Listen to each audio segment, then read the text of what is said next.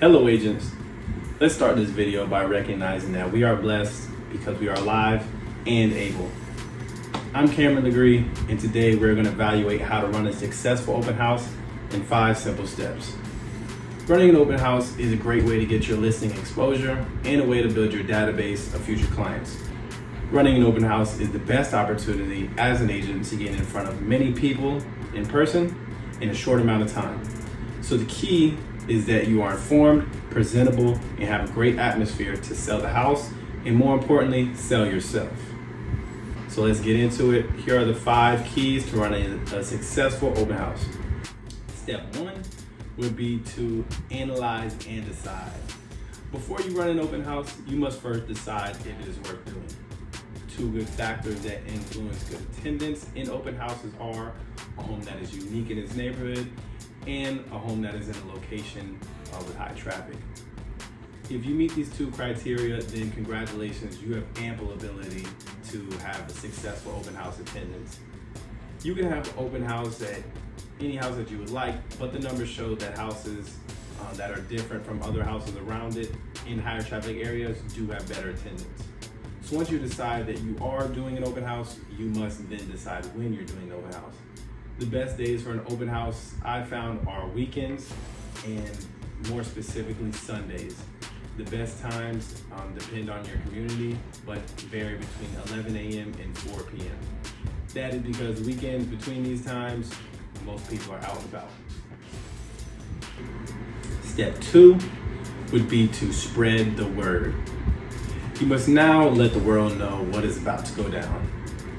You don't want to spend your weekend preparing and running an open house just for one person to show up, and it's a nosy neighbor who just wants to see who has a better interior. So the best ways to get the word out about your open house is first and foremost, listed on the MLS. You probably already have the house listed on the MLS for sale, but if you go ahead and put on there your open house date and time, it will go ahead and inform from everyone in the area looking for a house that you are hosting this open house. It's a great marketing tool to use, especially in this day and age with technology. Second strategy would be to invite the neighbors and tell them to invite people that they know are looking for homes. Word of mouth is a great way to go ahead and spread exposure on this open house. And last but not least, on the day of the open house, go ahead and go to the nearby major roads, pointing them towards the neighborhood. Then within the neighborhood, pointing towards the house. And then in front of the house, you probably already have your for sale sign. Go ahead and throw up a few extra open house signs. So it's gonna catch everyone's eye as they go by. No one will get lost, and it'll just let people know they don't want to miss out on this. Step 3 is to prepare. Prior planning prevents a piss poor performance. Before the open house, you should be well informed on the house that you're about to show. This will not only give a potential buyer confidence in their decision to give an offer, but it also markets you as a real estate agent in a positive way. Some things that you should know are the age of the roof, HVAC, year the house was built, if there's an HOA, etc. And any special features that only you or the buyer would know about the home. It is best if you prepare this information on a flyer with some pictures and distribute them out as people walk in. This will keep you from repeating yourself, and it gives the visitors a reminder of the house when they go back home. Be sure to put your contact information on there as well. Also, print off a sign-in sheet for names and contact information, and have both of these on the table as people walk in. Now that you're prepared mentally, you must prepare the house. If you're able to stage the house, there are videos on how to do that, but regardless if you're staging or not, you need to make sure that the atmosphere is aesthetically pleasing to all the senses. So that would be sight. Go ahead and open up the windows so that there's natural light in there, and make sure that the house is clean, swept, and organized. For sound, you could bring a small speaker and play some soft music and set a vibe. For smell, burn a candle and do not use air freshener because some people are allergic and it smells cheap.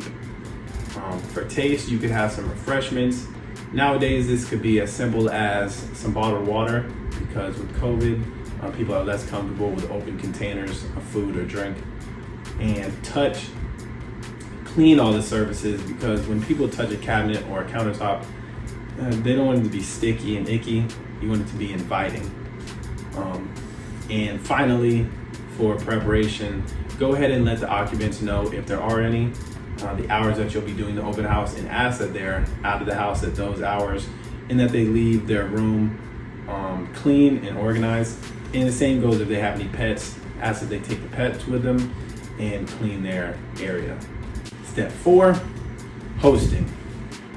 When the open house starts, you are in charge of the home. Someone has given you permission to take care of their greatest asset and invite a bunch of strangers to come inside.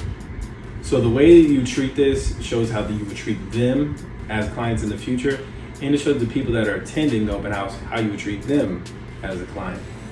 So as people walk in, you want to be firm yet welcoming at the same time. When they walk in, look them in the eye and ask them to fill out the sign-in sheet with their name and contact information. This way you can identify people and add to your database as well. Ask that they see you before they leave, and then let them walk amongst themselves around. You want the visitors to have privacy and be comfortable. Let them know that if they have any questions, they're free to come ask you, and you can make sure that all of their questions are answered when they check with you before they leave. This would also be a time where if someone had an offer, they could present it to you. Now, step 5, which is last but certainly not least, is the follow-up. The day after the open house, send a thank you email to all of the visitors with your information.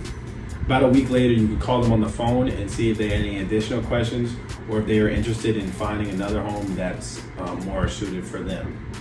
You'll have this information from that sign-in sheet that you took that day and added to your database. And this is a great way to continue to grow your database every time you do an open house, and continually follow up with them. You'll do your day after and your week after, but your database as a whole, continue to reach out to them however your method is, whether that be monthly, semi-annually, or annually. But this is the way that you'll continue to grow and retain clients. So these were the 5 steps to run a successful open house. I hope you were able to learn something and apply these strategies in the near future. Again, we are blessed, so be thankful and be great.